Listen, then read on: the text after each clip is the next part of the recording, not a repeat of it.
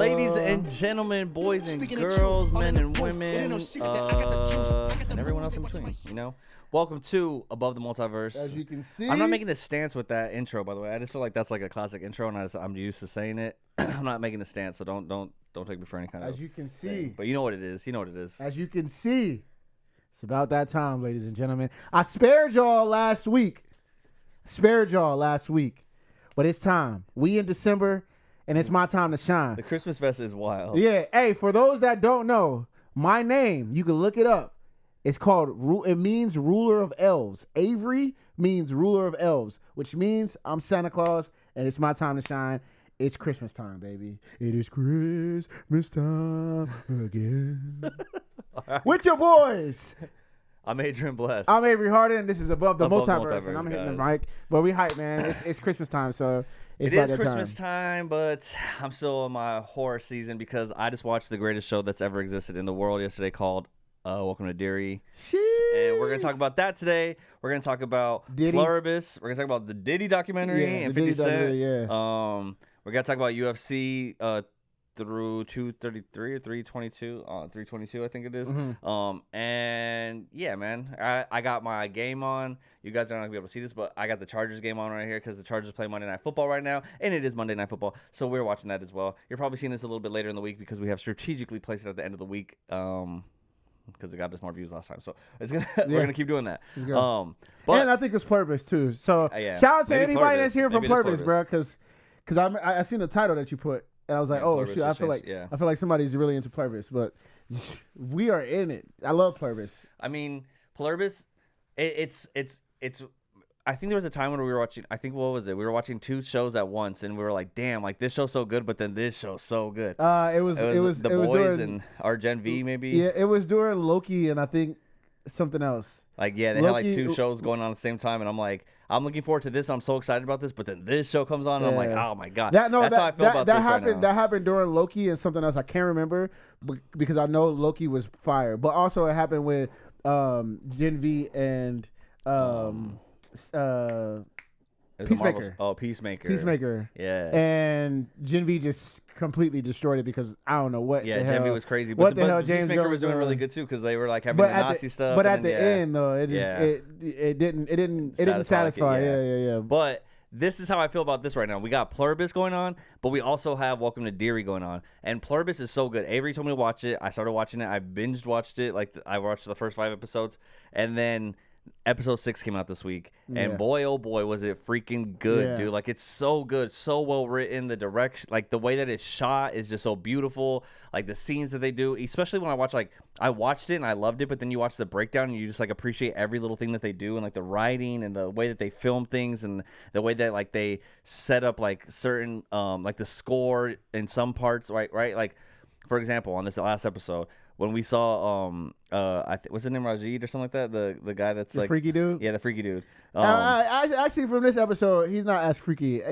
He's actually he's weird. No, though. He's actually very logical. If you want to be honest, he did have he had 5 girls in a hot tub with them naked. But bro, like if you think about it, let's just get into it, bro. Yeah. Because if we think like this episode has definitely changed my mind from him. When I first saw him, I was like, this dude is a freak. He's just a freaky dude. But then when you think about this episode. For anybody, I don't want to spoil it because I know you're going to go into a breakdown. We're gonna. But the thing is, like this episode has shown that these people, you don't have to conform. Like they are for sure not gonna. From what we know, for sure you have the right to not be a part of them, which is actually crazy because they didn't give the right to any of the other people. Yeah. Which is crazy. But anyway. Well, hold on. Because what I was saying though, go ahead. What I was saying is like even like the score, like the things that they do in the show, like where it comes like the direction, the filming, the score, the way that they use their music, right? During the Rajid dude, the freaky dude, when he's having that scene where he's like playing James Bond and he's having the poker thing in the party. That was sick. He like the music's going and like everything's happening, but as soon as he steps up and walks away from the scene,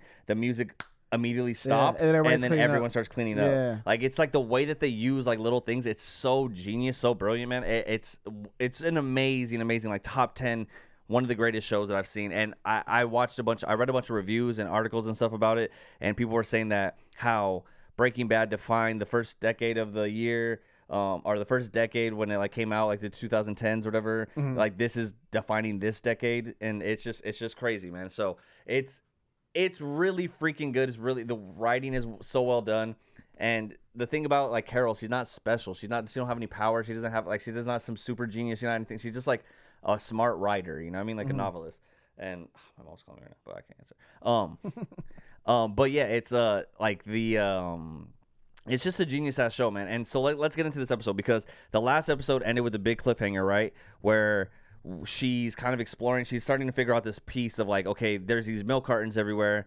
What's up with these milk cartons? She looks up the milk carton. She goes to like where the milk is made, and she's like, okay, there's this package that I've seen there's this powder there. What is this powder? This powder is made in this dog bag thing. Okay, this dog bag is made at this factory. So she's kind of putting all the pieces together. She goes and she ends up at this like animal processing facility, and it's like all this she goes into a giant refrigerator, like a warehouse that's refrigerated. She goes in, sees all this fruit, produce, all this stuff, right? Which is ironic because when she went to Sprouts earlier in the last episode, the whole entire Sprouts was empty, and then she asked them to bring it back and stock it back up, and they did. So like that was crazy. But she's all the produce that they've been talking about that she's been looking for is all at this place, and then she goes deeper in the fridge and she sees like, obviously, like she sees like white, like cloths or whatever, and she lifts it up, and that's where the episode ends. Now jump into this last episode where we finally see the reveal, and it is what everyone thought it was going to be: human bodies. Remains. Yeah. And crazy, it's not just, I thought it were going to be like human bodies just like lined up. Nah, it's they like cut them up. they cut them and like turkey. packaged them like like a head and a leg and an arm, and like they like packaged them and like processed them. It's crazy, dude. And so it turns out, she finds out that, okay, what they're doing is they're taking the human remains, like creating like using water to make it into like a protein, and then using that to make a protein drink, because essentially the civilization as we know it, the entity, the we, the they are they're running out of protein basically, or they're going to run out of food in like 3 years, because they can't farm, because they can't kill any plants or stop any plants. Even picking an apple off a tree is like killing to them, and they can't kill any animals, obviously. So the only thing they can do is kind of work with the resources they have. So that's any fruit or anything that's been picked, or like apples that have fallen up from the floor, or they can use like, what they have, which is dead bodies everywhere. They're even saying like the we catch them with the wind chill. It's like, dang, yeah, like that's crazy. Like, but then again, that's where we go. Okay, this is we're in it. We're in this show, and you just heard what Dre said to you. Now, when they talk about killing and they talk about, oh, we can't kill, or we can't do this, or we can't do this, they just enslaved people without their will. Yeah. So it's like, what are we really talking about at the end of the day? Because you can't pick an apple, but you can take over someone's body willingly. So if you go back to the first episode, I always go back to the 100 million people. I always go back to the first episode where the rat, whatever that entity was, it bit the person. So you willingly did that, and then you also kissed the Indian guy. Yeah. You kissed the Indian guy. The doctor, yeah. Yeah, the Indian doctor, scientist. And unwillingly, like, he didn't want that. You did that. You did that, and then you also kissed the and started spreading the DNA government guy. Stuff. Yeah, like the government guy. So that's you're basically killing people. Yeah, I mean, it's like a virus that's spreading. So like that's the thing is like. So I kind of want to get into theories a little bit too, which we're gonna talk about, because I saw 2 different theories that are really interesting and really good. And hell yeah, good as ass. The Chargers are so good, dude. Who's that? Khalil Mack, Jalen Hurts. Sit your ass down, boy. Look at that. Look at that. They're fighting in the stands. I need to see Khalil Mack's so fucking good. There's some theories that have been going around about the show and exactly what it is, but for now, what we know and what we can infer, right, is that if we look at it just like at a baseline, just like looking at it, right, it's a virus and it works as a virus, and maybe just biology, like, and biologically, it has to spread. It just has to spread. It doesn't like know. It doesn't like care. It just kind of just spreads, and that's what it is, right? So I'll just get into the theories now, because I think this is interesting. We'll kind of get deeper into the episode a little bit later, but one theory that I saw is, okay, maybe it is just like a virus that was created, and it is there to spread, and it has no like let's say it was made at another planet, and it spread, took over the whole entire planet, and its goal is to keep spreading and expanding to take over. I mean, essentially to take over the universe is like preserving itself and expanding, right? And it's just gonna keep replicating and duplicating and stuff. So, if that is the case, maybe at another planet, it took over that whole planet and then created the frequency signal that is the RNA and then broadcasted it out to other planets so that way it can spread, right? And it could just keep spreading. So that's like one thing. Or, which is I think is a really cool thing that I saw that someone posted on Reddit and then it was read on Screen Crush, is that possibly this is an alien invasion. And the way it's an alien invasion is because maybe this virus, this entity, is the weapon that the aliens are using before they come to Earth, right? Because if you think about it, they release the virus onto the Earth. It takes over the whole planet. All they have to do is wait a few years for everyone to starve and die out, because it's not gonna like kill or keep existing, because eventually it's gonna run out of food and run out of resources, and it's gonna end up dying off. But in the meantime, it's fixing up the world, it's making everything better, making everything suitable, fixing the environment, doing everything right. Because they can't kill things, so things are just growing naturally. It's like constantly, it's like fixing everything up and making the planet better in this 3 years, 4 years, and then it all dies off, and now aliens have an empty planet to come and be like, wow, it's a brand new planet, all nice, all done up, all fixed up, and now we get to live here and there's nobody to stop us. So it could be like an alien invasion that way. So I thought both of those theories are really cool. That's a cool theory, but to start that theory is, why not kill the 12? Like, you don't need them. Like, well, it's trying to. It's a millions. Yeah, that's true. Millions of them. So like, I don't think that theory is 100% valid, just because of the fact it's like, yo, no, not millions. It's billions of them.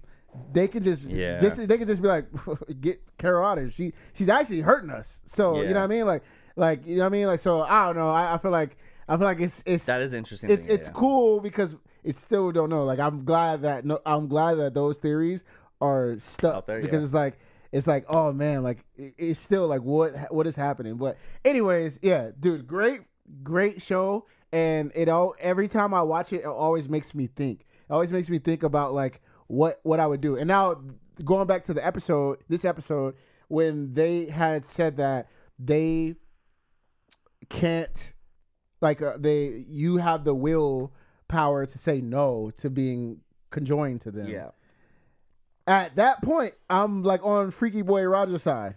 I'm like, yeah, let me do everything. Let me just do everything, and then like you know what I mean, I ain't probably gonna be on some like, you know, 5 chicks in the pool. I'll probably be like, yo, like, I just don't lie. No, I'm saying like, what I said to you earlier, when it was like, yo, like, let me get a Billie Eilish, like, and Billie Eilish all her form, and that's just gonna be my girl, and we just gonna, honestly, I would be on some like, yo, I'm just about to do a world tour, and you know what I mean, but performing to like to everybody, they already know. So they all know I go to the show, freaking I don't care. I'm performing at Madison Square Garden tonight. Everybody come through, sold out arena. Yeah, bro. Like, I'll be doing extra stuff, like, you know what I mean. So I'm on. Roger, whatever his name is, Roger. I have like Jay-Z in the front row, Nas in the front row. Yeah, like I would be, and then they would just be like, they're like cheering, like all happy. Yeah, I'd just be so extra, because it's like at this point, because they can't. Oh, then he's gone. He's out of there. Touchdown, dude. That's a long way.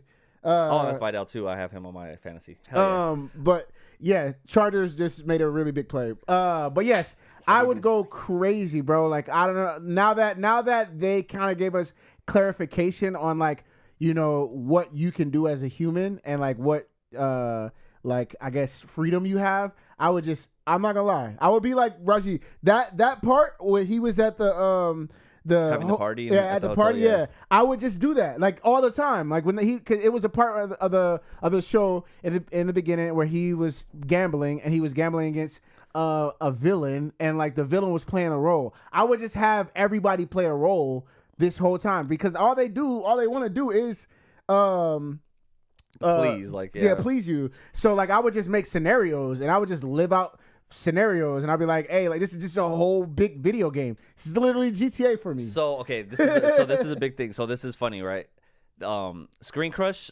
I highly recommend you guys watch the breakdown. If you guys are into Pluribus, go watch the breakdown on Screen Crush because they did such a freaking good job at pointing out different things, and it made me really think about the show and really think about life and everything.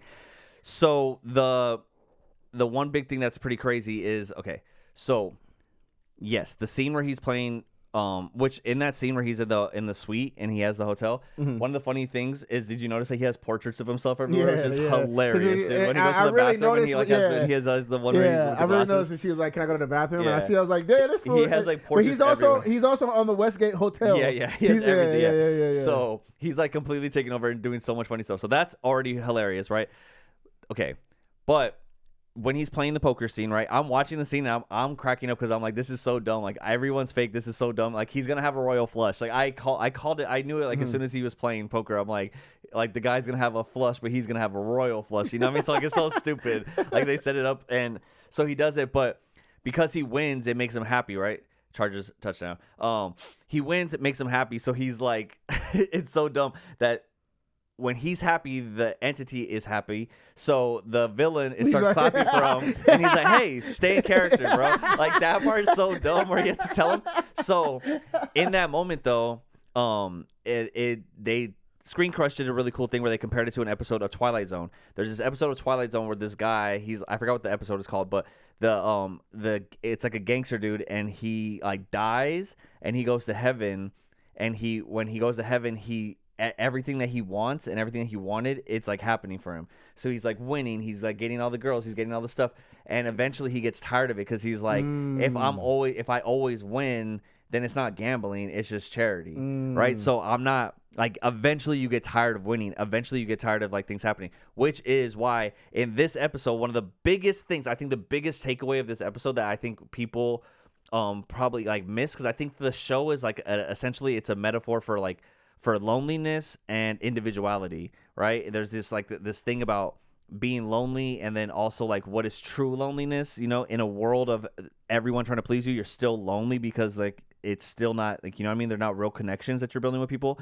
So there's that, but then also this thing of like individuality and how like individuality is so rare and so respected. That's why people who have like the it factor, people copy them, people watch them, people do everything, right? So I think the biggest takeaway was the moment where Carol, they're having breakfast together, and he makes her eggs and like avocado toast, and she gets the avocado toast and she puts the eggs on it, and she starts squishing it down, and Rajit like looks at her and he picks up his fork and he starts squishing it down, copying her, right? Because to him, he'll never learn anything new because the entity only knows what he can tell him. He can only tell him to do this or do that, right? It's never going to be anything new or fresh in the world ever again. So individuality, like a Carol who is so unique and so like against it, she's being an individual no matter what. Like she has no choice. She just is herself. She's going to do what she's going to do, and it's going to be bad. It's going to be wrong, and things are going to be like off-putting, but there's something appealing to that. There's something magical about that. That's like the true essence of being a human being, right? Is the fact that we have individuality, that we're able to do things that are different, and you learn from other people. And if without that, how do you evolve? How do you learn, right? That's why we have relationships. That's why we have.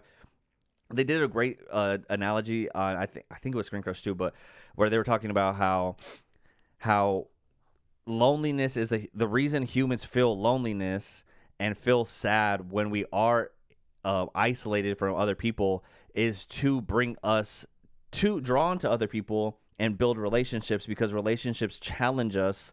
It challenges our mindset, it challenges our ways of doing things, it challenges our ways of thinking, and it ultimately evolves us, right? So it is like loneliness is like a symptom or a part of our evolution in a sense, right?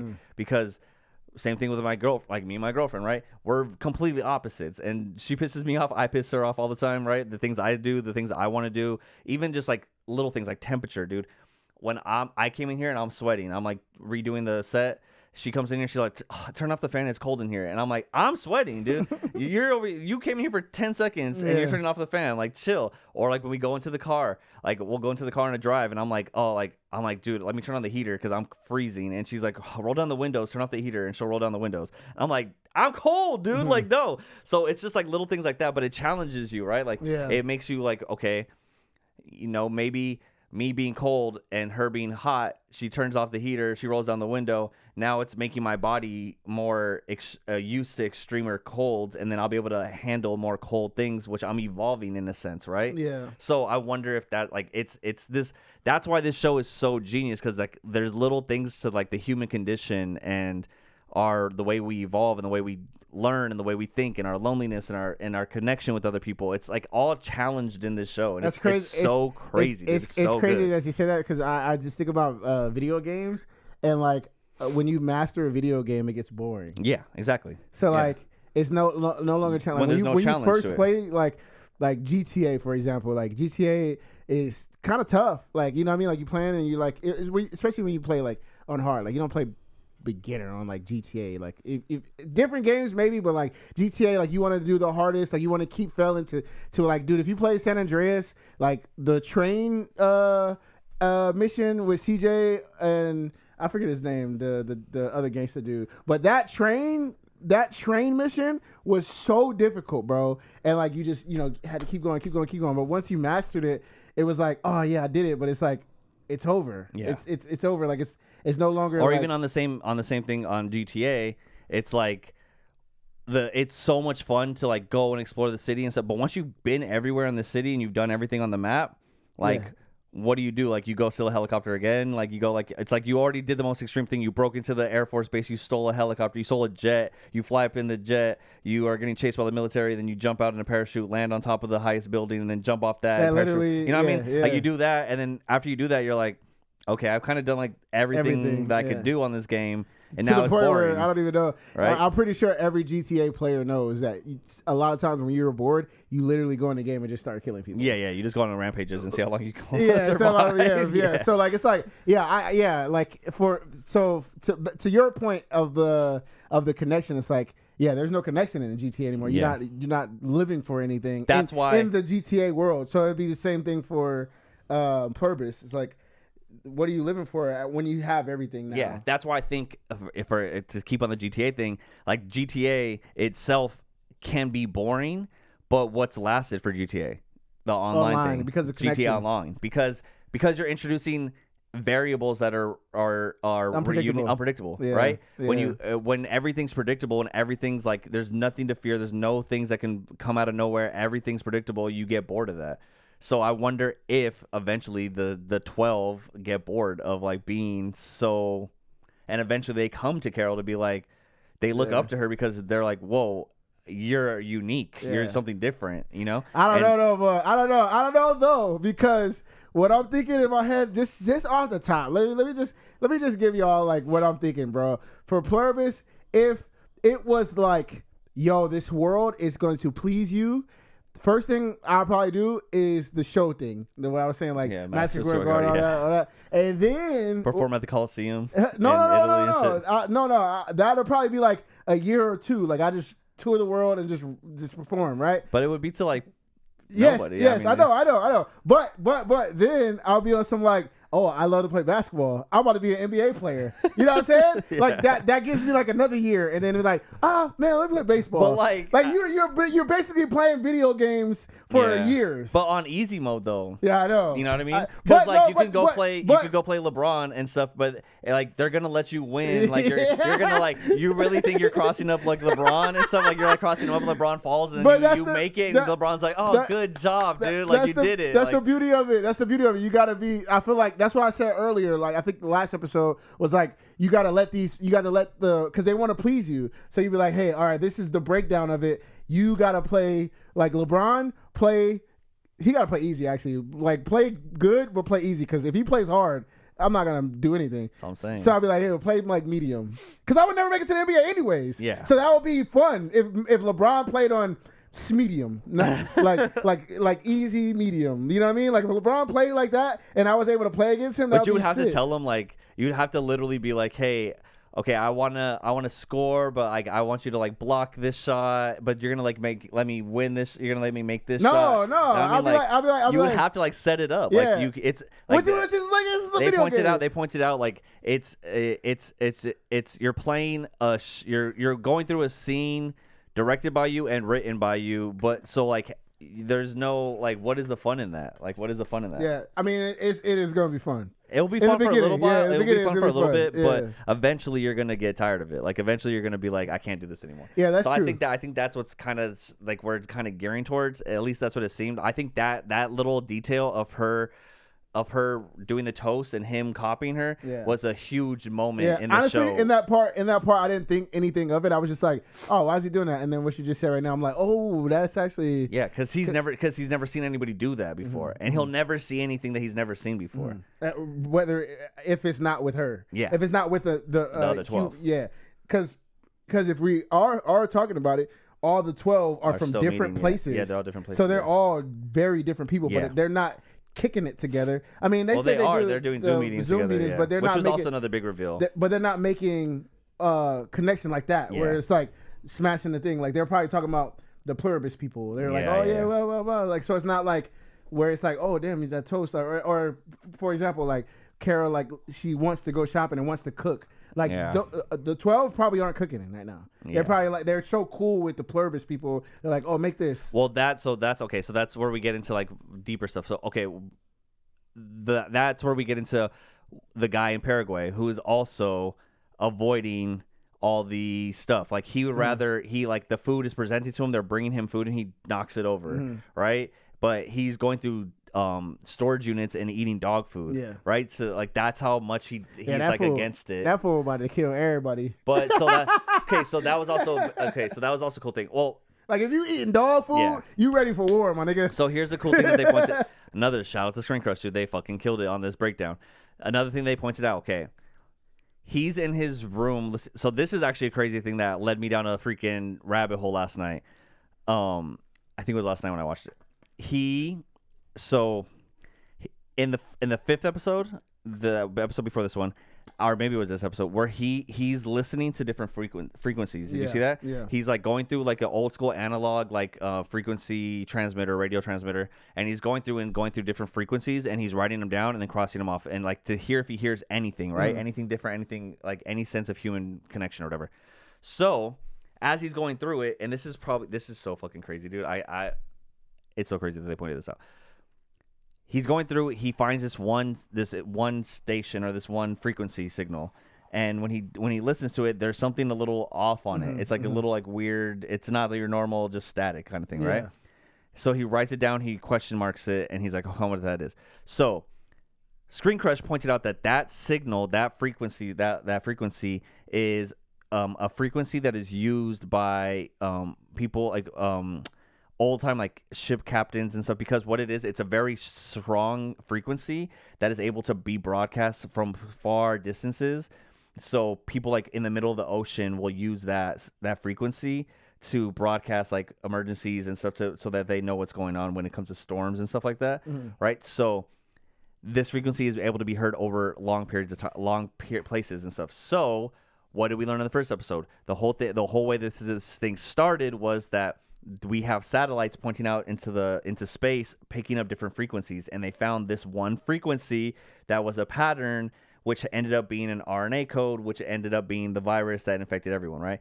So if that thing, like they could be brought, whatever that frequency that the satellites picked up, if he picked that up, he's learning that, okay, there's this thing is on this frequency, and maybe that, and they pointed out, maybe this is how they're communicating, and this might be the way of stopping it, because they pointed out this too, which was really cool, how noise canceling headphones work. I never knew this. The way that noise canceling headphones work is that it has a little microphone pointed out, and it picks up the frequencies of like whatever is out in the noise that's out in the world, and it creates a counter frequency and puts that into your ear. So it basically is like countering the frequency that you're hearing outside. So that's how you have noise canceling headphones. That's how they work. Oh, that's crazy. Which is crazy. Yeah. And this is where I was saying that I went down a freaking rabbit hole last night, because then I was like, whoa, like how do radios work? How do radio waves exist? Like how does that work? Who who discovered freaking radio waves? Like, how does that all work? It's crazy that we have like wireless communication. Like, how am I able to call someone in Egypt right now and talk to them instantaneously, right? That's a crazy concept. And I was like, how did that even happen? So I actually watched, I stayed up for like 2 hours last night. I was watching videos on the guy who discovered radio frequencies, and basically it was some guy came up with an equation, and another scientist in like the 1800s invented a machine that was able to prove this equation of like of radio waves. And it basically, he built like this like two orbs that created like a shock or something like that, and it was able to like create the shock, and like he made another one, and like when this one shocked, it shocked at the same time, like based on the waves of it. And they ended up learning that there's radio waves, and they kind of kept studying it. And then another scientist like 100 years later took that experiment and took that device and was able to discover that if he put if he made antennas and put like a certain frequency through the antenna, which is crazy because they were using like glass and metal and like copper wires and like just crazy shit, dude. It's so wild how they do this stuff. It's insane. They were geniuses in like the 1800s, which makes me feel so dumb that we're over here just like doing a podcast about freaking TV shows and watching the Chargers game. You know, I feel like an idiot, dude. But he basically did this experiment where he was able to kind of study, because this was an interesting thing too.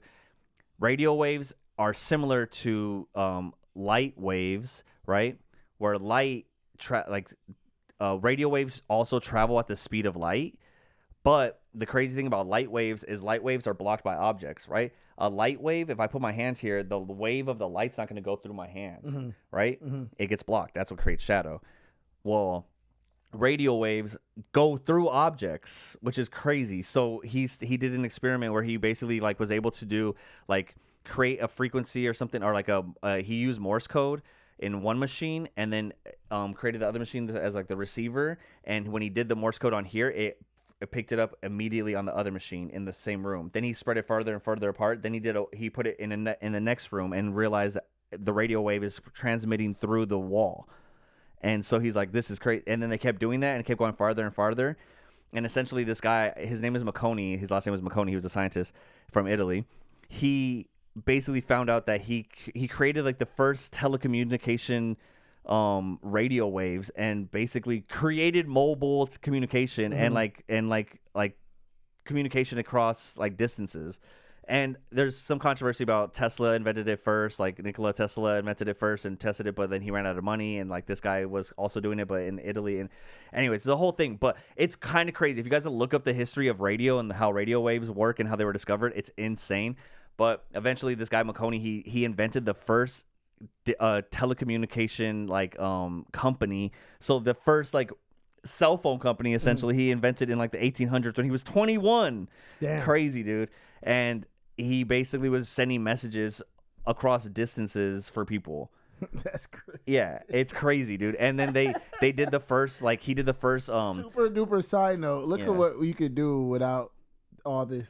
Yeah, like they didn't have anything, so he probably was like, well, they had like theories of like mathematics and like stuff where they were like, okay, in theory this could work because this happens. And then people started thinking, they became obsessed with the idea of communications across long distances and just different things. That doesn't count as a flag. So there was a bunch of different. So anyways, it's just crazy. I remember they said that he did the first broadcast of a sporting event from like one country to the next country. He had an antenna and stuff set up in one thing, and then they already had the microphone invented, so like they were able to like run through, like use the microphone to go into a thing, up an antenna, out into the world. And people were saying that he did the first transatlantic, so across the Atlantic Ocean communication from one country to another country, where people thought it was impossible because they said like the Earth is round, so the radio waves wouldn't curve. And they learned that basically the radio waves reflect off the atmosphere of the Earth and like curve it to go to the place that you needed to go. It's insane, dude. Like I'm telling you, I spent 2 hours watching all this stuff last night, just from like a little part, from fucking Pluribus, dude. It's so crazy. That part is like a minor part that's not even like no one's paying attention to. Because I feel like that's definitely gonna be a big thing. It's gonna be a big thing later. But it just got me into like this rabbit hole of like, okay, wait, how do radio waves even work? Like, what is that even thing? And then so if he learns that, okay, there is something up with this transmission, we need to do something with it, then it might be that they make like the opposite of it and tune it out, and maybe they're able to block communication from the virus, you know? Mm-hmm. So I don't know, but people were saying that it could be one of the theories with the Pluribus thing is that that's how they're able to communicate, but that's also how they were able to spread so quickly, because basically they turn people's our brains are like a receiver for electromagnetic energy, and it's able to create a frequency that was able to infect everybody. And that's how it infected so many people in that one day, because we learned that they started by spreading their DNA, but then the government found out about it and locked it down, and so they had to speed up the process. And that's why there were so many deaths, right? Because they had to do it so fast, and they like infected everyone. And in the first episode, there's a part where the planes are all flying over in rows. Carol sees it, and they're saying maybe like the planes were transmitting the frequency across like the earth. They were flying around the earth and transmitting this frequency, so that way everyone was affected. And it goes through walls, it goes through everything. So like, no, everyone's infected except for whatever reason, these 12 people, 13 people, right? So I don't know. Regardless, the fact that I'm even thinking this way from a television show just shows you how genius this show is. It's insane. Yeah. The level of detail, the just the way that whoever, like the guy who wrote this is just, I mean, come on. Yeah. How do you even think of this stuff? It's insane, man. This is so what insane. You say when you talk about dudes be doing the LSD, or like, you know, the joint where they see other things. That's what you got to be thinking about. Like that's on that stuff, bro. Because this is like who would have thought, bro? Like make a virus, but like when you think of virus, you think of coronavirus, you think of freaking Walking Dead, you think of like what's the show we like with Joel? Last of Us. Like you think of that, but like this is next level. Yeah, like you weren't even thinking about like this. Like a virus. What if there was a zombie outbreak technically, but it wasn't an evil zombie outbreak? It was like a nice zombie outbreak, but it still is taking over everyone and killing everyone. It's such a crazy concept, but then the show itself is just so well written and then so well put together and shot and everything, and had one of the best cameos this episode that we were not expecting at all. Freaking John Cena. Yeah, dude. the way they did that too, man. That was brilliant. Dude. It was so funny. Because Dre hit me up and was like, "Hey, bro, did you see the new episode? He was talking about cameo," and I was like, what the hell? Why would it be a cameo? Like, I'm thinking. Yeah, what cameo could it be? I thought when he told me that, I thought that was. I mean, spoilers, guys. We already spoiled, whatever. Yeah. But that's what we do here. I thought that it was gonna be like, oh, more people have. It's more humans. It's more humans, and like, you know, it's gonna be a big reveal on like somebody else. But anyways, it was just John Cena as one of the affected, and he's basically trying to comfort her with this message. And I think that's really funny because if I was affected, they would definitely use like Billie Eilish or LeBron or freaking J. Cole. Like, you know what I mean? Avery, we know that you know. It's so funny, dude. Like I think that's really cool. Like I think that's really cool. Hey, what's up, man? What's up, man? This is J. Cole. I just want to tell you, like, yeah, we're eating people, man. Yeah. Because that's the best way to do it. Like John Cena is such a dope actor, and he's such a kind of a welcoming. So funny. He's a hero. You know what I mean? Like he's a hero. He's like very beloved. Yeah. So like if I'm not gonna lie, when I watched it, I was like, I gotta get it. Yeah, I understand. So the hive mind that, you know, obviously they have like they have marketing people in there. They have you know, it has the mind of everyone. Yeah, lawyers that understand the psychologists. They understand the brain, so they're like, yo, we gotta like get a face that can give this information. Yeah. But even on that too, they also have like the graphic designers, the animators and stuff, right? Like they like the animation of like the things of like explaining everything all perfect. Like it's DHP and it's like human deprived protein, and it's like, dude, like what? Like they have like the whole animation and everything. It's so crazy. So that was brilliant. That was another big part that I want to talk about real quick. Is one of the brilliant things that they do. So I have been kind of like studying like story and I guess story structure. And one of the big things that makes a good story good, right, is subverting expectations. And I think that especially with Welcome to Derry and Pluibus, this has really been on my mind. And so Once again, shout out to Screen Crush. I'm sorry, I'm regurgitating a lot of what Screen Crush said. Shout out to them because they're freaking geniuses. In the show, right? In the show, I was gonna say, okay, they subvert your expectations, right? So when we learned that they're eating people, basically like turning people into protein and eating them, drinking them, I guess. Our expectations is that like, oh, she's gonna go and she's gonna tell him, and okay, when she tells him, what are your expectations? Either you're expecting him to be like, I don't care, or you're expecting him to be like, oh, what the hell? Like, we got to partner up. Okay, we got to stop this thing, right? Like, that was the big thing. Like, we finally got this moment of like, she's going to go and tell him, and he's going to finally come around and do the thing. And as she starts telling him, he's like, is this about them eating people? So you're already just like, wait. Like, it completely subverts your expectations. Like, you're over here thinking this is going to happen. And he's like, wait, I already know. And we don't care. Yeah. So that's where you're like, wait, what? How? You already knew this? Yeah. Like, so things like that make the story so good and so intriguing because the characters are making the decisions that you don't expect them to make, right? So that's what's also creates such a good storyline and stuff, and it's freaking genius, dude. It's amazing. Yeah. Shout out to Pluibus. No, I mean I can't wait to see what's going on with, and where the show goes. Honestly. And the crazy thing is I love it and I hate it because I love it because obviously the show is great, but I hate it because the show is great. And with that being said, they're gonna milk us. They're gonna milk us for as long as they can. So I'm pretty sure when they wrote this, they were like, "Yo, we got to get a season. We got to get a season, whatever." So they're not going to get. I'm sure they have. Like, they're not going to. They're gonna obviously complete the season, but they're not gonna completely give us everything. Yeah. And they're gonna probably. This isn't a one season type show. Yeah, they're gonna probably be like, "Yeah, we can roll this out. We're gonna go for like 5-6 seasons." Fool. I mean, because. If it's the same creators Breaking Bad and Better Call Saul, and they went for 6 seasons each or 7 seasons, you know, so which sucks because they always do this. They always give us a fire show, House of Dragons, and we're still waiting. Like, you know what I mean? Like, you kill House it. of Dragons is different. They're making us wait way too long. You kill it with a show, and then you hit us with like, you guys love that, huh? All right, we'll be back in 3 years. Yeah, it's like, dang, bro, like that is annoying. Yeah, so like they already. I don't know if you saw, but you're not watching, which is a big point of contention for me right now that I'm really upset about is that you're not watching Welcome to Derry because Welcome to Derry last night. Maybe one of the greatest episodes of a TV I've ever seen. Somebody posted Pennywise opening his mouth. Oh my God, you have no idea. You have no idea, dude. Okay, but we'll get into Pennywise. I have been thinking about Pennywise nonstop for the last like 3 days. I'm not gonna lie, I legit was like just scrolling. Like you know how you on Instagram story and you just kind of like scrolling through somebody else's thing, and then shout out to my homegirl Sunny. I was scrolling. She watches it a lot. Like she posts about it all the time. She loves it. And then I'm scrolling, Tell her to watch our podcast. And then I boom, and then all you see is Pennywise.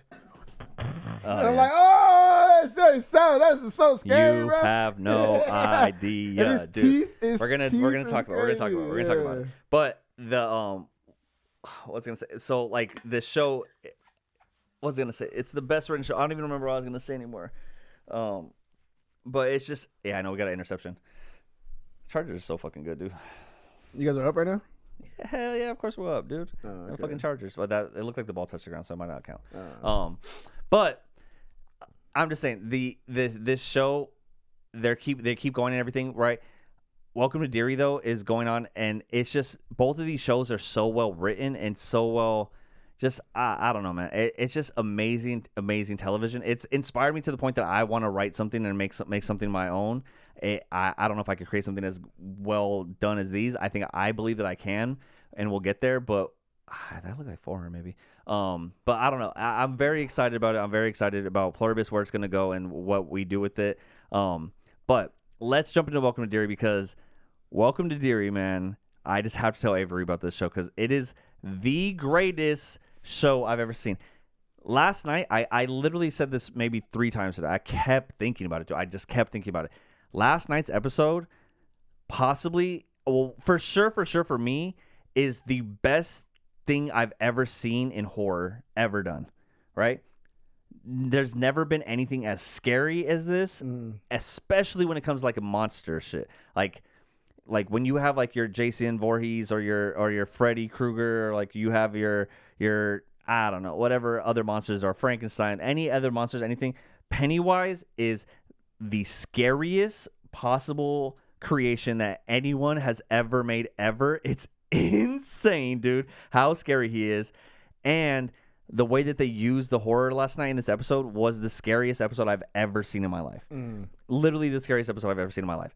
So that's one. But the way that it's shot and directed, I'm just gonna tell you. I'm gonna tell you a little bit about it. I hate that I don't want to spoil it for you because I really want you to watch it. But something in Derry's history, there's these events, right? So if you guys don't know about Pennywise, the entity of Pennywise, the entity of it, right? We see it as Pennywise, the dancing clown. If you guys want to know like more of a breakdown of like it and like what it is and all this stuff, go back a couple episodes and watch my breakdown of it where I talked about it, because I spent like an hour talking about it. Yeah. But in this episode, we finally saw how he became Pennywise and why he became Pennywise. Oh, okay. And why he likes using Pennywise as his main entity and why he does that. Okay. So that was cool as fuck. Now, another thing that we know about Pennywise is that it goes on a feeding cycle every 27 years. So it rests for 27 years, and then it comes back and goes on a feeding cycle and eats and eats and eats until it finally is content, and then goes back to sleep, and then another 27 years happens. So It Chapter 1, the movie that we've seen, so the same guy who's doing the show is the same guy who directed the 2 movies. Oh, I thought it was Stephen King. Well, Stephen King wrote the book, and they're doing this based off the book. Okay, but gotcha, Stephen yeah. King is not involved with. I don't think. I mean, I'm sure they have to give him money or something. You know, I don't know how. But the guy who's making the show is a different director and stuff. But he did the first 2 movies, the ones that we know and love. All right, so those movies happen 27 years apart from each other. It's the one where it's different cycles. So like we see the. Spoiler alert, I mean, but in A Chapter 2, they defeat the entity, right? Which is the very end. So we're seeing the very end of it. A Chapter 1 was 27 years before that. This show that we're watching is 2 cycles, I think, before that thing. So it was like, it's, 27 years, 54 years before that. So I think we're watching even 2 cycles before that, but we might just be in the cycle before that. I guess every season is going to go back a cycle, and we're going to keep seeing things. But one of the big things about the cycles is it always ends in a big event, like a big massacre event, right? So this big massacre that in this cycle, the way that it ends is the burning of the black spot, which is horrific and so bad, but it is so well done the way that they shot this and the way that they did it. But essentially what the black spot is, it's where a bunch of the black military people get together, and like it's a place where they can be safe and kind of like have parties and do their own thing, and like it's a hangout for them. And that's funny. I just realized. Yeah. I think I said it probably last episode or the episode before, where I was like, oh, somebody on TikTok was like, oh, the director watching Sinners, but when you just said it was books written, so it's probably, the books were written way before Sinners. It's probably Ryan Coogler like getting inspiration from Stephen King. Yeah, Stephen King. Yeah, like I said before in a few episodes ago, everything is from Stephen King, dude. All horror stuff related, everything we know about horror is like from Stephen King. It's pretty fucking crazy. But the burning of the black spot is like the big event of this show's climax. So last night, it kind of all built up. This whole season's kind of been building up. The tension, everything's been building up to this event at the black spot. And last night we finally saw it. And oh my God, man, was it horrific? It was horrific, but it was so well done, the way that they shot it and the way that like the whole scene is one of the craziest scenes I've ever seen, no pun intended, ever seen on any show or movie ever. It's so well done. They said they had to like what I love about HBO is they always have a breakdown at the end of the episodes from the directors and the actors and the writers and stuff, and they talk about it. And they were talking about the rehearsal that they had to do and like all the choreography and how they had to move the cameras to get everything done in one shot and how much fire they used, and they had to like make a set that was fireproof, and they were able to burn it for 3 days straight so that way it can like, it's crazy, dude. It was so well done, so well produced, and that whole scene is insane. And spoiler alert, but not spoiler alert, but I mean, when there's that much carnage and blood and gore and stuff, who's gonna come to feast? Pennywise, right? So it's one thing that this horrific event happens, but then when Pennywise shows up, it is the most I've ever seen Pennywise, and it is Bill Skarsgård playing Pennywise to a T. I literally keep thinking about his scenes and the different things. I talked about, me and Kat went on a drive today to like run a bunch of errands. I kept talking about like, dude, the part where he was like, "I'm your dancing daddy," and he like does his stuff, and he's like, "I'm Pennywise the dancing clown," and he does his stuff. Dude, it's he's so scary, part, bro. I'm just gonna say this one part. This is like a spoiler, but not a spoiler, but it is a spoiler. But he's spoiling everything, bro. So just so you know. I'm not though. I'm giving away like little bits and pieces. But if you haven't seen it, just go watch it, please, because I want Avery to watch it. That was my phone. Yeah. There's a part where Pennywise is behind this guy, and he has a cleaver, and he grabs the guy's head and goes and chops the guy's head like right here in half. And so it's just like his like right here. Dang. And he's holding the other part of the head, and the guy's mouth is still like. You see the tongue still like moving, but it's just like cut completely off. That's crazy. Right? And then Pennywise takes it, and he opens up his teeth and starts like gnawing on the guy's, like eating the guy's face. That's insane. Like a freaking head of lettuce. Yeah, it's crazy, dude. And someone says something to Pennywise, and he's like, "I'm sorry, do I have face on my face?" You know, which is one of the funniest lines I've ever heard. It's so dumb. But it's because he's like he's silly, dude. He's silly with it. He's like so scary and so evil, but he's silly with the way that he does his things, and it's wild, dude. It's wild. It's crazy. The way that it's shot, the stuff about the civil rights movement, and the stuff about like the tension of racism in the city, and Pennywise itself, and then Dick Halloran dealing with like The Shining, and like him dealing with how Pennywise is kind of battling him internally in his head.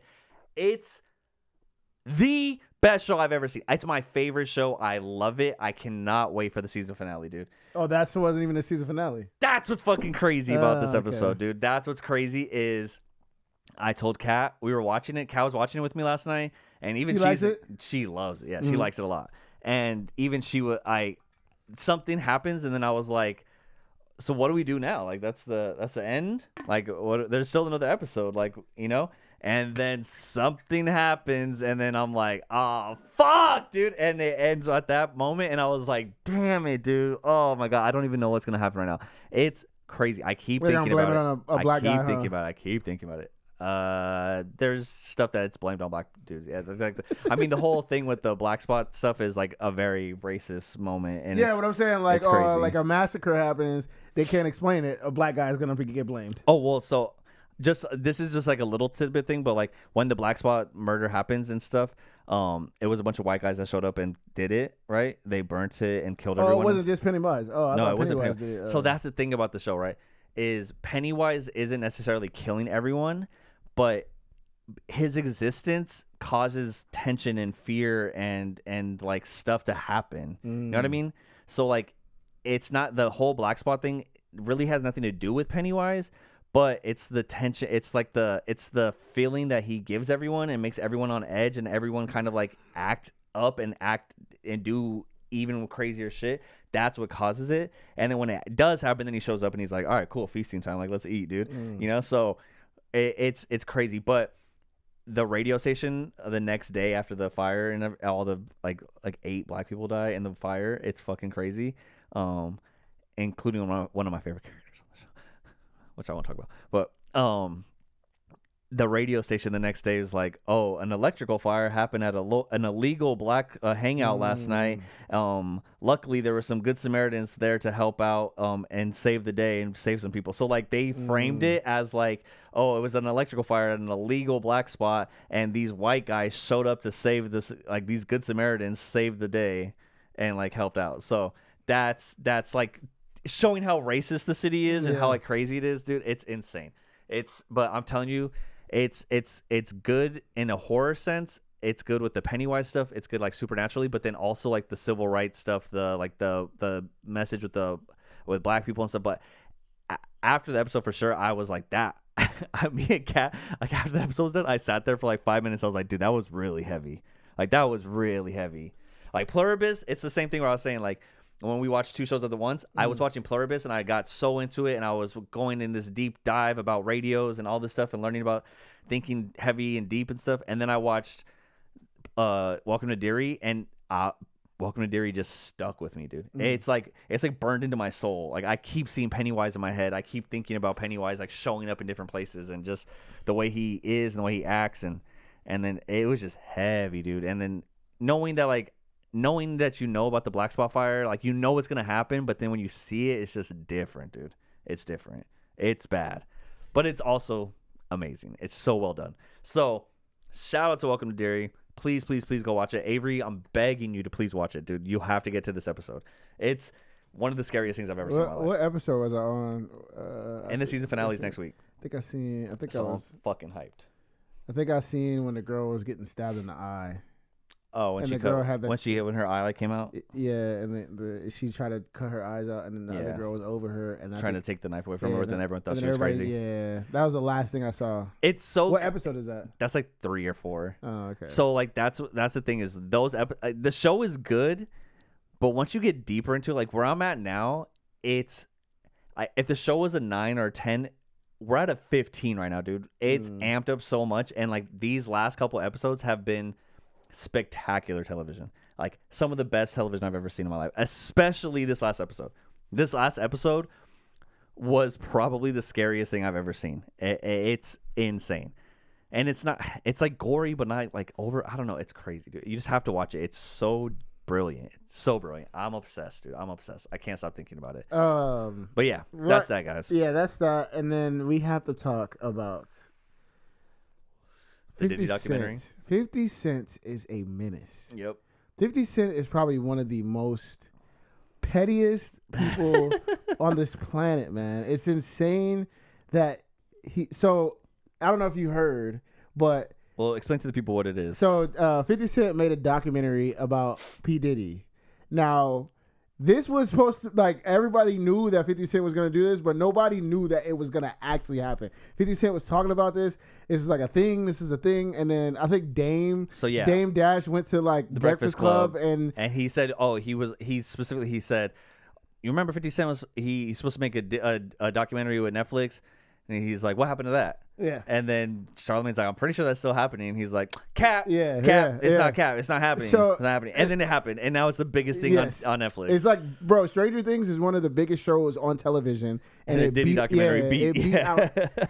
So basically, what I want to say is, dude, 50 Cent, Diddy literally asked to party with 50 Cent. Why don't you party with me? Or he like wanted to take him shopping. Yeah. He said, let me take you shopping. That was it. That was the only thing. Like, they didn't do there was nothing in 50 Cent's world. There was nothing that Diddy did. You know what it is? It's the meme of the Jordan thing where he's like, and I took that personally. Yeah. I took that personally. Bro, there's literally nothing in 50 Cent's world that Diddy did to him besides ask him to take him to shopping. And he said on the 60-minute interview or whatever, he said, I took that as like an invitation, like, oh, do you want to come play with me? You're testing me out to see if I'm like down to come play with you. I'm pretty sure. And I don't play like that. Dude. If you watch the documentary, it is so bad. Like, I've seen a couple of Diddy documentaries, especially when all allegations happen, and it's like, man, yeah, this dude's bad, whatever. But like, it's so many consistent stories. Like, a lot of these people are having the same. Like, you know what I'm saying? You can kind of like see when somebody's kind of lying, but like, bro, all these people having the same consistent stories, and then on top of that, like, it's a lot of Diddy not paying people and him being a billionaire not paying people, which is insane. That's insane. That is insane. Like if you're gonna be a dick, like if you're gonna be a freaking weirdo, whatever, like, this is bad. This is gonna sound really bad. Okay. I haven't watched the whole thing, but the thing about. So I'm watching it. Kat's kind of like on her phone, but she's still kind of paying attention. Hold on. Go ahead. We could cut. We got a digital print. Bad take. Wait. Whoa. That is a terrible take. Okay. But okay. So I'm watching the episode last night. I'm watching with my girlfriend. She's kind of paying attention, but not really paying attention. She's saying. Well, she's like, he's like such a monster. Like, he's blah, blah. Why are we watching it? He sucks. Blah, blah, all this stuff, right? So, which is true. It's true. Oh, Chargers, please recover that ball. Oh yes, baby. Okay, sorry. Yes, but what I was trying to explain to Kat, because Kat didn't grow up with Diddy the way that we grew up with Diddy. Mm-hmm. Okay, she doesn't know him. She doesn't. And I was trying to tell her last time, like, you don't understand to me, growing up, Diddy, for me, growing up, was literally probably one of the most influential people to me. Like, it was like Jay-Z and Diddy.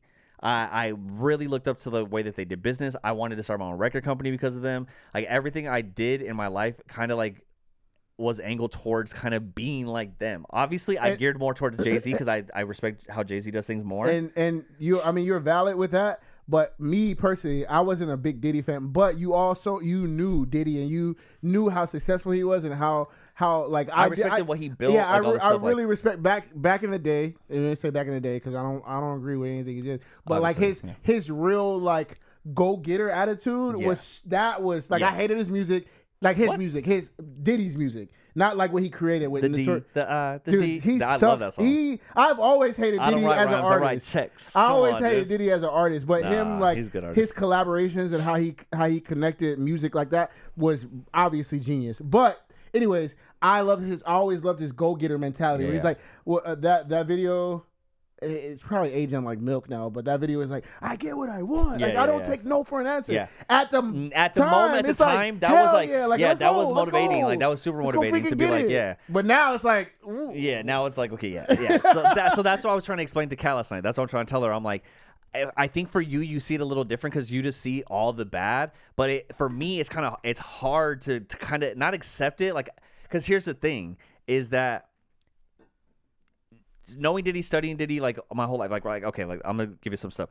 When I was younger, I remember I used to look up to like the idea of like how he got his internship with Andre Harrell, right? Mm-hmm. He lied. He always said, one of the things that always came out about him that I used to like really admire is that he lied about having a degree to get the internship. Mm. He said that he had a degree and then he graduated from Howard so he can get it, and they never checked into it, so then he got the thing, right? So that's how he got the internship and stuff. And I always admired that. I'm like, damn, like he's so like he wanted it so bad that he like made up this lie about it and was able to get it, and he worked hard and stuff. Even last night on the documentary when Andre Harrell's talking about, he said, I remember one time I told Diddy, go get me a tape, and I thought it was going to take like 10 minutes, and he came back 2 minutes with the tape. Mm-hmm. And he's like, how'd you get it here so fast? And he's like, I ran there and ran back. And he never stopped that mentality, right? So that whole thing was like, whoa. Also, obviously, he worked with my favorite artist, Biggie, Mace, one of my favorite artists of all time, right?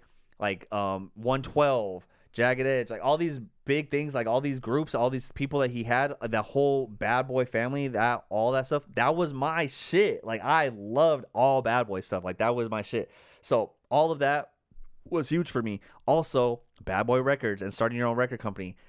In high school, my freshman year, me and my friends, like when we started making music, that was my thing. I was like, I want to be a record producer. I want to be a record, like I have my own record label and like have different artists and stuff. So me and my friends, Adrian, Julian, and Fabian, we started AFJ Records in high school. And I remember in high school, I used to draw AFJ Records like on my paper all the time and make logos and be like, I'm gonna have my own thing, AFJ Records. It's gonna be like Biggie. It's gonna be like, or like Bad Boy. It's gonna be like Rockefeller. Like, that's what I want to do.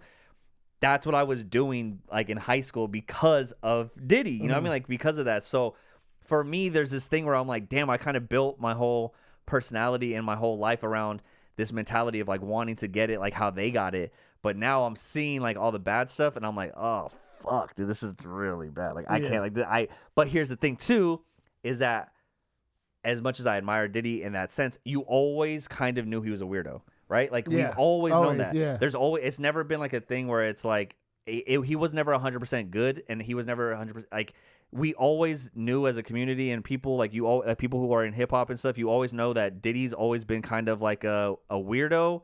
He's always kind of been, we've always known he's an asshole. We've always known that he's kind of probably treated people bad, but we kind of like overlook it because we're like, oh, he's just working hard, you know, like he just brings the best out of you. They you're gonna like making the band. You're gonna see it, but making the band, you see like him talking to the making the band. It's like the way he talks to people. Yeah, when you think about that, it's like, I mean, especially in today's time, everybody with music, how music is and like how you can make it off the strength or whatever. But at the time, obviously, you needed the record deal. But like the way he would treat people, and I think that's how everybody low key was doing it at the time. And Breakfast Club had something. I think Charlamagne and Envy was not interviewing, but somebody called in and was like, man, y'all know what it is, man. This how the record business is. He's like, and then DJ Envy and Charlamagne was like, yeah, hell no. Like, that's no excuse. Like, it's like, that's true. Cause like back in the day, that's what was what we accepted. were. Yeah, that's what was accepted. Yeah, and that's what we saw, and that's like what we thought. Like that's how it's supposed to be. Yeah. So like making the band, Yeah. I'm guilty of like watching it like, oh yeah, man, I want to be a rapper. You gotta go get it. Go get it. Yeah. But now it's like, no, nigga, don't let nobody talk to you like that. Now you like, kind of see it, and you're like, oh, you don't have to be an asshole. Yeah. You know what I mean? Like you can you can treat people good and still get the results that you want and stuff. And it makes you realize like, oh, like he really was just a piece of shit person, and that's why he treated people like that and talked to people like that. He really thought he was better than everyone, and really thought. And then so that's all happening. So in my mind, I'm like, oh fuck, this kind of sucks. But like I said, you always kind of knew he was a weirdo. You kind of always knew he was like a little too aggressive, mean to people and stuff. And there's always in this thing where it's like he probably is a bad person because we know about the Shine shit, right? Like we know that he's the one that probably did something, and Shine took the blame for it, right? But this is without me watching the documentary. This is just me knowing this shit from about Diddy. Like that's always been on the back of my mind where I'm like, he's kind of a shady person because of that. And then the Biggie thing, like there's always been like rumors floating around that he had something to do with Biggie's death, right? I don't know if that Let's get into is explained in the documentary. Let's get into it. But because I am a big believer that this man called the hit. Yeah. On Tupac. I'm a firm believer in that. Like because now I could be brainwashed for that, I could be brainwashed by 50 Cent in this documentary, but it's a interview of Keefy D in this documentary. Yeah, and Keefy D does not have anything to gain from telling this story. And he's basically saying, you'll see it. Whatever, spoiler guys, sorry, whatever. Say it. You will see that Keefy D is saying that Diddy had a conversation with him and the Crips, Keefy D and some of the Crips, in a hotel, and was like, "Yo, we trying to get them guys out of here." Suge and Tupac. He's like, "I give y'all $1 million. I give anybody $1 million. We trying to get these guys out of here." And then Keefy D and all the Crips was like, well, we'll do it. And then it worked out perfectly because Tupac attacked that Crip. Which is Keefy D's cousin or nephew or something like that. Oh, really? So they went back to the hotel, and then Keefy D was like, Keefy D was like, yeah, they just got whatever his name is.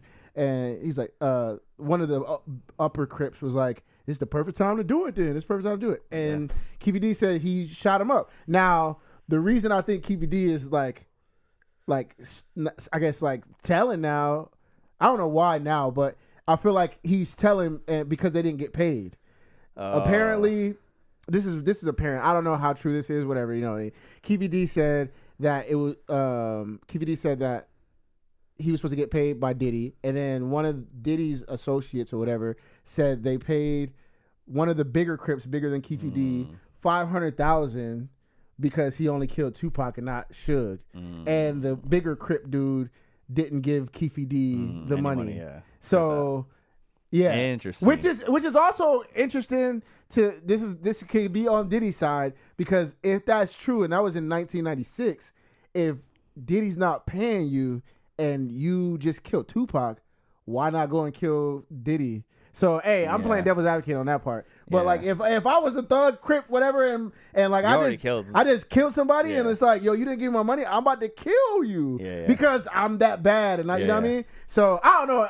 It just seemed that was 50 Cent said that was the documentary said that was undiscovered or not undiscovered, like that was the first time that was undisclosed. That was the first time that was disclosed. Which, like I said, Keefy D's about to go to jail. He knows he's about to go to jail. What, like. You could conceal that information. You don't have to say that. I don't know.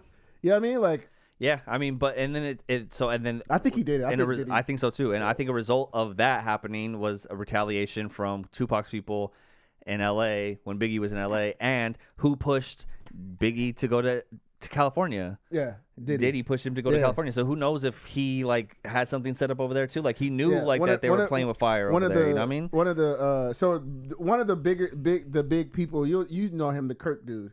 He's Kirk Burrell, but he was like a co-founder. He's It's like he was a co-founder of like he Bad said Boy or that something. He was saying, you got to get deep in the episode in the documentary, but he said that Biggie was like, nah, I don't want to go. Yeah. Like I'm good. Like, but Diddy was like pushing him to convince him to go, which is like what, like.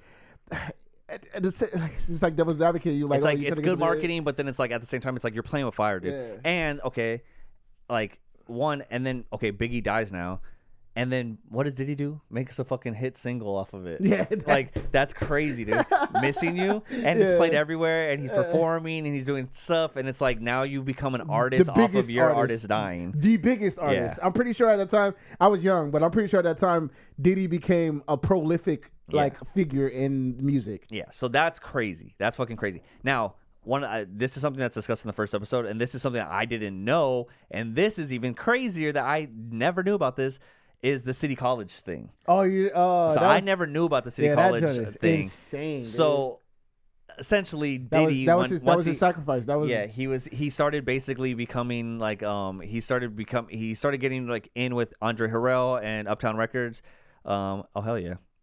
That was earlier. Oh, that was earlier. Okay. Started getting in with Uptown Records and Andre Harrell and stuff, making connections with like Heavy D and all them, right? I forgot who else was there at the thing, but Diddy decided those are the biggest names. Diddy and I think what's the guy that beatboxes? Oh, Dougie Fresh was there. Dougie Fresh, Dougie Fresh was there. So they had a bunch of like celebrities and shit there.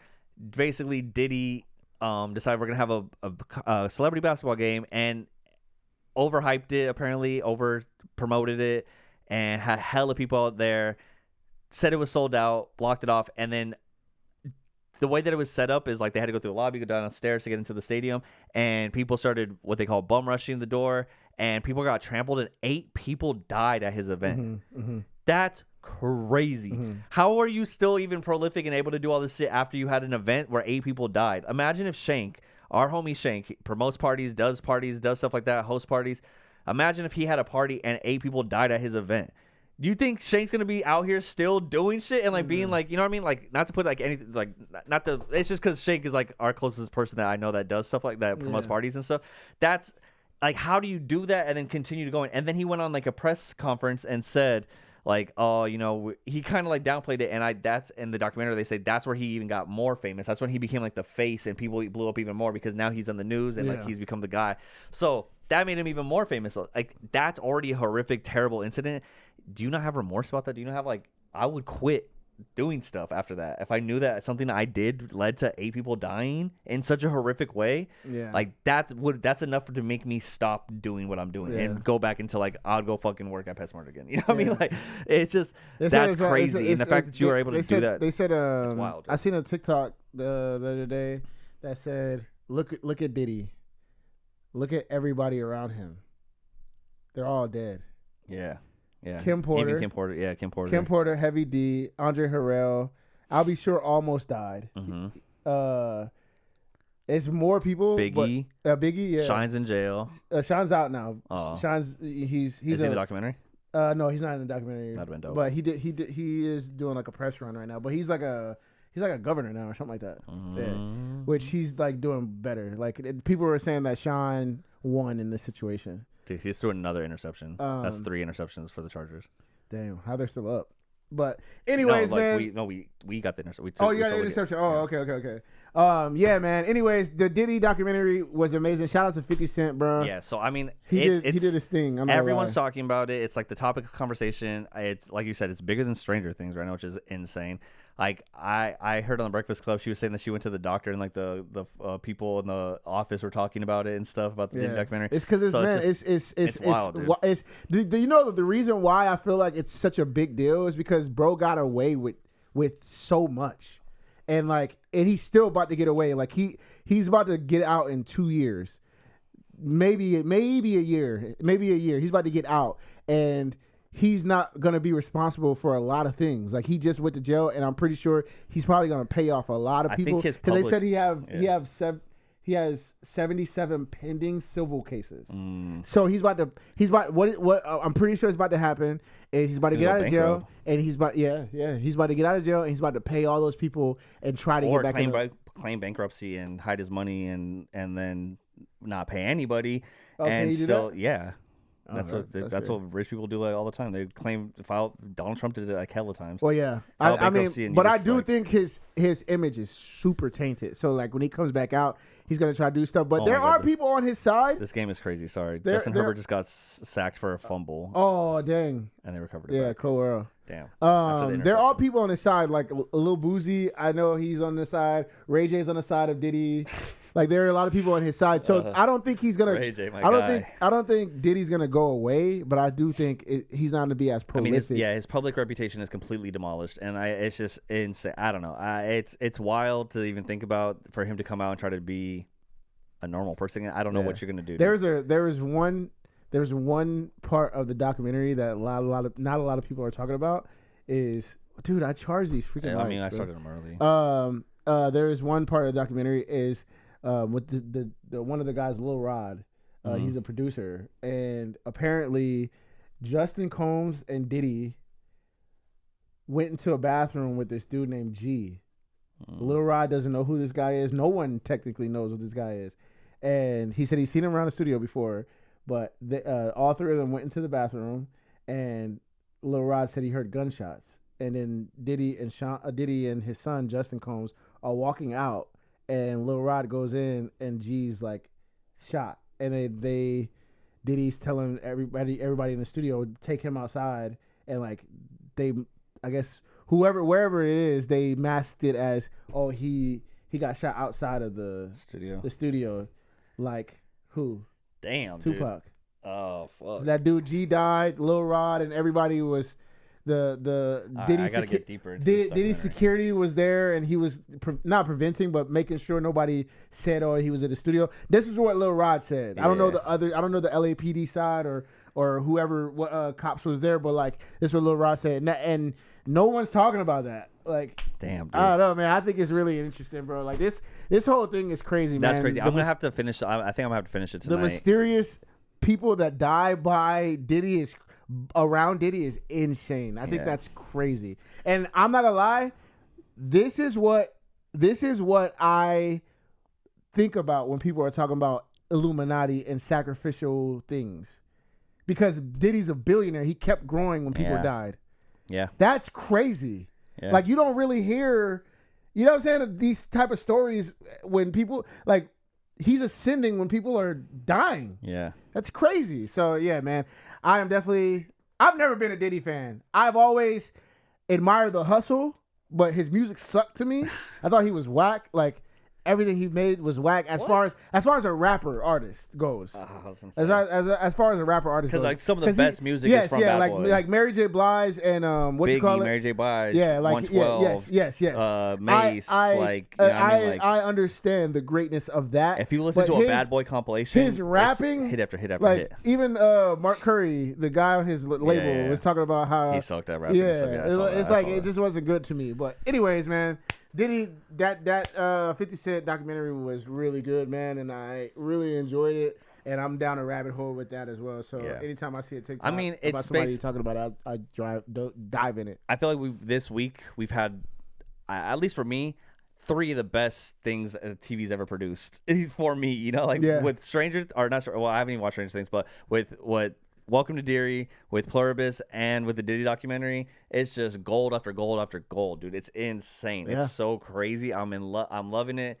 I'm getting deep into it. And then also we just had I'll touch on it briefly because I don't think Avery really knows too much about it, but we just had the last pay-per-view event ever, possibly at least for 7 years, from the UFC. Starting in 2026, they're going to Paramount Plus. And this was the last major pay-per-view, and the fucking card was sick, dude. I had to work, so I worked an event for my mom's Christmas party, and I was a photographer over there. So I was taking photos. So I bought the event, and I bought the event. I had it ready to go when I got home. So I avoided it on purpose. And then the one thing that sucked is I did see when I went to go post a video of me and Cal on Instagram, the first thing was of Marab and Peter Yan in the octagon, but right before they read the decision. And I was like, damn it. So I know it goes to decision. So I was already like, fuck, man, that ruined the fight for me. But I didn't know anything else. So I went home. I fucking made a quesadilla, bomb ass quesadilla. Got me a little soda. Sat on the bed, and fucking stayed up till like 2 a.m. watching the rest of the fights. And all the fights were good, dude. Payne Talbot beating Henry Cejudo in his retirement fight was insane. I mean, this guy's an Olympic gold medalist wrestler and a double champion Henry Cejudo fighting Peyton Talbot, who is supposedly dating Frank Ocean. It's crazy. For real? Yeah, this is crazy. I really see he hangs out with Frank Ocean a lot. He hangs out with Frank Ocean and stuff. And this guy put the beating on Henry Cejudo so bad and took him down twice. Crazy. He knocked him out? Like picked him up and took him down. No, he didn't knock him out. He just beat the shit out of him for like 3 decision. rounds. But yeah, it was a unanimous decision. It was great, dude. That was one of the best fights of the night. I was so impressed by him. My guy Jalen Turner. You saw his fight. He fought like a fucking beast. I didn't see it. I saw the that he won or what? Yeah, I saw he won. Yeah, his fight was amazing. Me and Kat, I was like, that was like the fight that happened right before we left to go to the party. So we sat and watched it while we were getting ready, like right before we started getting ready. And because I was like, this Jalen Turner, and she was down because she obviously knows about like the thing with me and Jalen Turner. So we watched it, and his return was amazing, dude. He fought like a beat. He looked deadly, dude. Like the way he hit, like me, even Kat, my girl, was like, damn, those punches sound loud. They sound like they hurt. I'm like, dude, he beat the shit out of this guy bad, like cut him open. Like it was crazy. It was a bloody ass fight. That was the sick ass fight. Peyton Talbot was a sick ass fight. Who else? There were some other really good fights on there. What happened to Van? So the craziest thing was people the co-main in event. The comments were saying like, okay, so let me explain to you. I'll make it quick. Joshua Van is this up-and-coming dude from Miramar. He's only 24 years old. He's had a spectacular year. And the champion in his weight division is Alexander Pantoja, who is like a dominant champion. He's beaten everyone in the weight class. Like no one's beating him. He's beaten people twice. And so they're like, okay, let's get this guy who's on a roll right now. Joshua Van, he's young. We'll bring him in. He's on a roll. We'll get him to fight Pantoja. Now, Joshua Van is the sick. He's like young and cool and has like crazy knockouts and stuff. So everyone's hyped on him. But at the same time, I'm like, it's Pantoja. He's not lost, right? So fight starts. I'm hyped because I'm like, this is the fight that I'm really excited about. 26 seconds into the fight, you didn't see anything before. I didn't see anything about it. Okay, I watched it at home live, and I literally was like, what the fuck, like going crazy in my room at fucking 1 a.m. Basically 20 seconds into the fight, Pantoja kicks Joshua Van. Joshua Van catches it and pushes him, and when Pantoja goes to frame himself, like he like tries to land on his arm went and like popped like opposite, like his elbow went like the opposite of how it's supposed to go. Like his arm went and he basically like fell and was like, fuck, and then Joshua Van was gonna kind of go onto him, but he stopped because the referee was like, no, we're done. And he basically like, it looked like he broke his arm. In the moment, I thought he broke his arm, and then I thought, okay, maybe he just fucked up his elbow. But then apparently, I guess it was his shoulder. I don't know. It was weird. But basically, 26 seconds into the fight, it ended like that, and Joshua Van's the new champion, dude. 24 years old, second youngest champion, only behind John Jones in the UFC history. I don't understand. Okay, Crazy, so I didn't see the fight. Obviously, I only saw the UFC posted. Yeah, I only saw UFC posted. So I don't understand what people are talking about when they're saying, oh, like, how, I think it's just people lost their money because people are in the comments like, how you expect to win like that. It's like, bro, like, it's fighting something. I gotta put my UFC drink that literally is a part of the game. Like, it's a freak accident, bro. There's nothing that he can do, honestly. Like, people are pissed. So like, it's like, bro, like, I understand. Like, it's not like Van was on some like weirdo stuff. It's just like he won by a freak accident. So this is the thing: is people are mad because the way that the fight ended, they think that it should be like a no contest or something, and that Joshua shouldn't have the belt. And then people are saying that he's a fake champion, that he didn't really win the belt, he didn't really beat him, blah blah blah, all this stuff. But I think Joshua Van, he caused the injury. Like, right? He kicked, he grabbed his foot, and he pushed him out. And when he did that, like, yeah, obviously he said, I watched an interview with him today. He said, I didn't expect him to break his arm. Obviously, I didn't think he was going to break his arm, but I caused that injury. I was the one, I pushed, he kicked me, I caught his foot, and I pushed him, and he broke his arm, and I won the fight. Yeah. Like, don't be mad about it. Who gives a fuck? I'm the champion now, so it doesn't matter. Like, be mad about it. Everybody lost money. That's what it was. Yeah, people were mad about that. And then, yeah, it sucks. It's a shitty way to win, but it's a shitty way to lose, but ultimately it happened and it's over. And then people were mad that he was like celebrating in the ring. Like he was happy about it after he won, right? But it's like, yeah, this is a 24-year-old from Myanmar who moved here to the United States and started fighting and just bought a house for his mom and now is bringing the belt to his dad's like grave and stuff. Like, come on, dude. The what you call it, the injuries that happened before, like Silva or that one that we saw the kick. Yeah. Those go non-contest, or they just lose. It just depends on how. I think it depends on how it happens. Like for example, Tom Aspinall, when he fought Curtis Blades, the reason Tom Aspinall has a loss on his record is because he fought Curtis Blade, and when he fought Curtis Blade, he kicked him, and when he kicked him, he tore his knee, and then he fell, and then they're like, okay, you lost the fight. So the injury happened during the fight. You lost the fight. Yeah. Like you could stop fighting. You could just Didn't what's his name break his ankle? Connor, yeah, he lost that fight too. Yeah, but he was getting beat up. Yeah, he was getting beat up while the ankle broke. He was still losing. Yeah. So like it just depends. Like this is one thing too, and I'm probably gonna make a video about it this week. The UFC is not a real sport. Okay, as much as I love UFC, and this is why my clickbait title is that the UFC is not a real sport. Clickbait. Post this. UFC is not a real sport because I'm not saying that they're not real athletes. I'm not saying that it's not a viable competition, but the way that the UFC works, it's not a real sport because there's no consistent rules. There's no consistent things that are in place, right? In the NFL, the best teams, there's a schedule. They have to play against each other. The winner wins, the loser loses, and then whoever has the best records, they end up in the Super Bowl, and we get a champion, right? In the UFC, you could be the number one contender. Dana White could say, oh, yeah, he's fighting for the belt next, but then they decide to give it to someone else. Perfect example. Ilya is the champion, right, for lightweight. Arman Tsarukyan was the number one contender, was supposed to fight for the belt. He got injured, wasn't able to fight for the belt. They put him on the back burner for a year, and he's the number one contender. He finally gets a fight to come back and fight for the belt, or to fight to prove that he's the number one contender. They asked Dana White, if whoever wins this fight between Arman Tsarukyan and Dan Hooker, they're the number one contender, they're fighting for the belt next. And he's like, yeah. He said, yeah. The fight happens 2 months. That was 2 months ago. The fight happens. Arman Tsarukyan beats the shit out of Dan Hooker, and now Ilya. So he should be fighting Ilya Topuria for the belt, right? That's what Dana White said. Ilya Topuria is not fighting for, like, he's taking the first half of 2026 off, so they're having an interim title fight between Justin Gaethje and Paddy Pimblett, who is the number 5 guy and, like, the number 2 guy, when you have the number 1 guy ready to go, that you just promised him to win the fight. Like, there's no consistency. There's no things that are, like, saying, hey, you do this, you get the belt.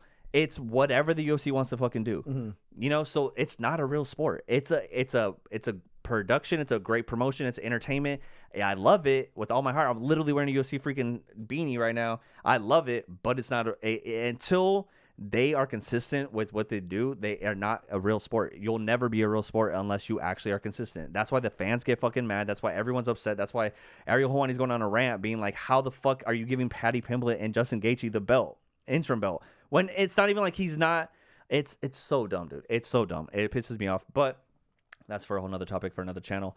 But regardless, it was a great night of fights. And then also the main event, Merab, who hasn't lost in fucking 14 fights and was having his 4th title defense in 1 year, went up against Peter Yan. And we already seen him beat the shit out of Peter Yan in the last fight. And in this fight, his odds were Peter Yan were like a minus 400. Yeah, and he freaking lost. And Peter Yan beat the shit out of him. He lost everybody money, man. Crazy. I hate betting, guys. It's so crazy. That's the thing, though. It's like you never know who's gonna show up on the night. You never know what percent they're gonna be. Are they gonna be 100%? Are they gonna be 80%? Are they fighting at 10%? Who knows? But regardless, the fights happen and the best guy wins, I guess, that night. But it's just a crazy ass sport. Even though it's not a sport, it's a crazy ass promotion. Yeah. It's good. But regardless, it was a fun night and it was cool. I lost my money, but it's all good. It is what it is. I guess the last thing we could talk about real quick before we gotta get out of here is it's not over. Netflix won't win. Paramount just put their bid in. Oh, for Warner Brothers? $108 billion. Like, I put $108. It's like, we put apparently NLE Chopper put $50,000 in. Okay. Legit. That's true. That's like, bro, what are you $50,000 for Warner Brothers is crazy. But it's not over. I am an avid non-get with Netflix. because I feel like Netflix is gonna take over and it's gonna suck. So I know people don't like Paramount either, but I feel like Warner Brother would be better over at Paramount because Netflix is like becoming this evil entity. Well, my thing is, if Paramount, I already have to get Paramount Plus because of the UFC. So if Warner Brothers switches over to Paramount Plus, then I can save money on my prescription for my subscription for HBO. The thing that no one's talking about is, bro, we are living in a weird age where we're paying X amount of dollars for these subscriptions, and they're feeding us ads, and it's only going to get more expensive. Yeah, I know. And ads are going to be more frequent. Yeah, I know. And sometimes the ads are like 3-4 minutes. I'm like, what the fuck? 4 minutes of ads? So if Paramount gets Warner Brothers, it's over. If Netflix get Warner Brothers, it's completely over. Like it's, bro, like it sucks. It really, really sucks. And it's, I don't know, man. I don't know what we can do. But anyways, I just thought that was really interesting because that is the big news this week. Because DC's all in there. Like DC's all on. Oh yeah, I know. So we'll see what happens with James Gunn and all that stuff. Like it's too. was HBO not gonna exist anymore? Yeah, I don't know. Well, real quick we keep saying real quick, but to end the episode, we'll go through this really quick. One, there was a trailer. The trailer released for The Boys. Did you see it? I didn't see the trailer. They released a trailer for The Boys. I saw Kimiko. I follow her on Instagram, and she just posted a picture of them all. Okay, well they released a trailer for the last season of The Boys. Apparently there's a trailer for Lanterns coming out soon, which is the Green Lantern show, which is gonna be freaking sick on HBO. Was that boy Aaron Pierre? Yep. Let's go. Avatar comes out next week. Next week? On the 19th, I think. Oh, shoot. Yeah. Oh, hell yeah. So we got Avatar coming up soon, guys. We're going to go see that. And what else? There was something else that...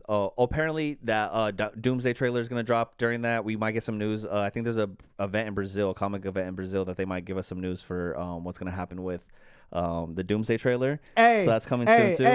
If you're this deep into it right here, me and Dre, I got an iPhone 17 Pro Max. I'm going to do the best I can to be in the theater if they don't drop it on YouTube.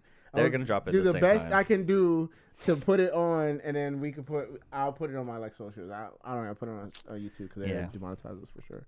Or not demonetize us, flag us, whatever. Yeah. But if you want to see it, follow us on socials because I will definitely want to be on TikTok, like the first one to do I'll be sick. Yeah, because we're going to go see Avatar, like the first showing, hopefully. That's the plan. So, but I'm definitely gonna have my phone ready, like cinematic mode, trying to get like, you know what I mean? Because I feel like that's gonna be a big deal on TikTok. Like everybody's gonna want to see it. So if you're the one to post it, so our Above the Multiverse should post it, and then I think for sure though that they're gonna release it on YouTube before people see it in theaters because they want to beat people to the punch. They don't want people to record it on their phone and do it. They want people. They're gonna put it on their YouTube, and then people who are really about it are gonna go watch it on YouTube, and then people who aren't about it, they're gonna see it in theaters and be like, oh, whoa. But for me personally, I'm purposely going to avoid the YouTube drop on that day, so you can see, so I can see it in theaters live. I want to be surprised by it. So, so that's happening. Won't do that. There was more stuff that there was another trailer and other stuff that dropped some more news. I should have wrote it down, but it is what it is. We've been on here for too long. The lights are dying. And that's it, man. We love you guys. The Chargers are winning. We're looking real good against the Eagles right now. Saquon Barkley sucks. And Jalen Hurt. Did it? I hope he breaks his leg. Dang, no, I'm just playing. Not really. But let's see. Can we get one play before we go? Oh my God, interception. Damn it, dude. Okay. Yeah. Well, with that being said, ladies and gentlemen, I'm going to go watch the second half of this game. It looks like he's hurt. I hope he is. And thank you guys for watching. Go watch Pluribus. Go watch Welcome to Derry. Go watch the Diddy documentary. Yeah, go watch the Diddy documentary. We're going to talk more about the season finale. Next week, we get the season finale of Welcome to Derry. We get deeper into Pluribus. And who knows what might come out by next week. Who knows what 50 Cent's doing. Another thing, real quick, just before we leave. 50 Cent did an interview on ABC, and apparently ABC is the only channel that they get in prison.